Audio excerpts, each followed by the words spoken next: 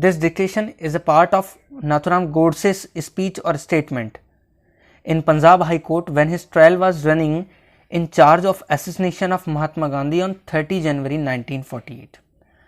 So guys, write this or take this dictation very carefully because its words and feels are so important for you. Nathuram Godse assassinated Gandhiji on 30 January 1948.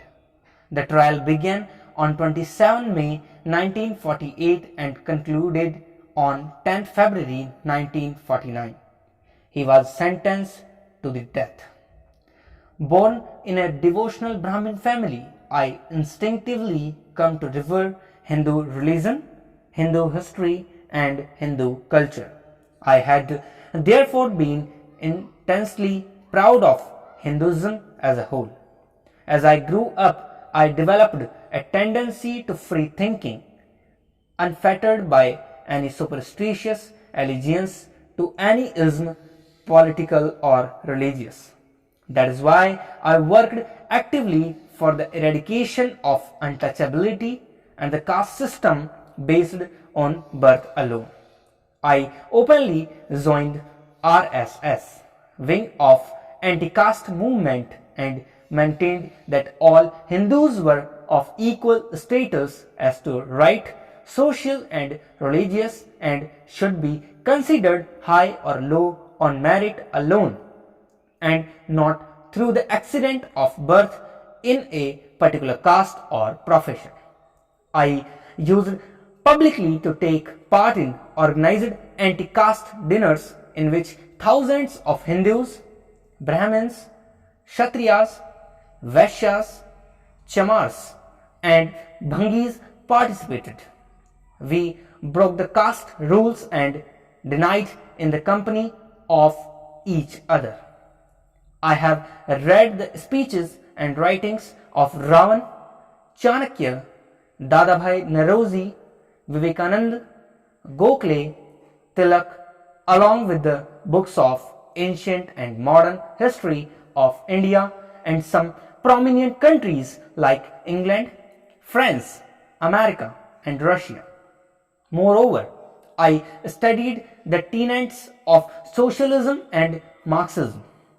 But above all, I studied very closely whatever Veer Savarkar and Gandhiji had written and spoken.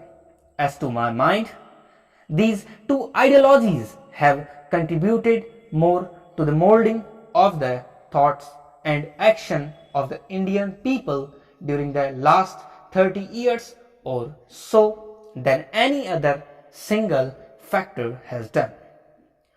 All this regarding and thinking led me to believe it was my first duty to serve Hinduism and Hindus both as a patriot and as a world citizen, to secure the freedom and to safeguard the just interests of some 30 crores of Hindus would automatically constitute the freedom and the well-being of the all India 1/5 of human race. This conviction led me naturally to devote myself to the Hindu Sangathit ideology and programs, which alone I come to believe could win and preserve the national independence of Hindustan, my motherland, and enable her to render true service to humanity as well. Since the year 1920, that is after the demise of Lokmanya Tilak, Gandhiji's influence in the Congress first increased and then became supreme.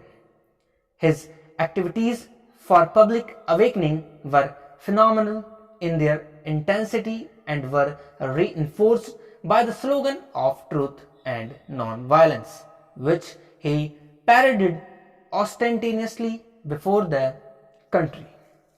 No sensible or enlightened person could object to those slogans. In fact, there is nothing new or original in them. They are implicit in every constitutional public movement, But it is nothing but a mere dream if you imagine that the bulk of mankind is or can ever become capable of scrupulous adherence to these lofty principles in its normal life from day to day. In fact, honor, duty, and love of one's own kith and kin and country might often compel us to discard non-violence and to use force. I could never conceive that an armed resistance to an aggression is unjust. I would consider it a religious and moral duty to resist and, if possible, to overpower such an enemy by use of force. In Ramayana, Ram killed Ravan in a tumultuous fight and relieved Sita. In the Mahabharata, Krishna killed Kans to end his wickedness, and Arjun had to fight and slay quite a number of his friends and relations, including the revered Bhishma, because the latter was on the side of the aggressor. It is my firm belief that is dubbing Rama, Krishna, and Arjun as guilty of violence, the Mahatma betrayed a total ignorance of the springs of human action. In more recent history, it was the heroic fight put up by the Chhatrapati Shivaji that first checked and eventually destroyed the Muslim tyranny in India. It was absolutely essentially for Shivaji to overpower and kill an aggressive Afzal Khan, following which he would have lost his own life. In condemning history's towering warriors like Shivaji, Rana Pratap, and Guru Gobind Singh as misguided patriots, Gandhiji has merely exposed his self-conceit. He was paradoxical, as it may be appeared a violent pacifist who brought untold calamities on the country in the name of truth and non-violence. While Rana Pratap, Shivaji, and the Guru will remain ancient in the hearts of their countrymen forever for the freedom they brought to them.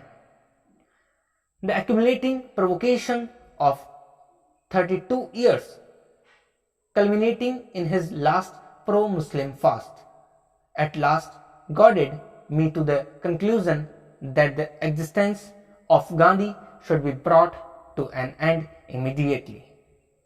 Gandhi had done very good in South Africa to uphold the rights and well-being of the Indian community there. But when he finally returned to India, he developed a subjective mentality under which he alone was to be the final judge of what was right or wrong. If the country wanted his leadership, it had to accept his infallibility. If it did not, he would stand aloof from the Congress and carry on his own way. Against such an attitude, there can be no halfway house. Either Congress had to surrender its will to his and had to be content with playing second fiddle to all his eccentrically, whimsically, metaphysics and primitive vision, or it had to carry on without him. He alone was the judge of everyone and everything. He was the master brain guiding the civil disobedient movement. No other could know the technique of the movement.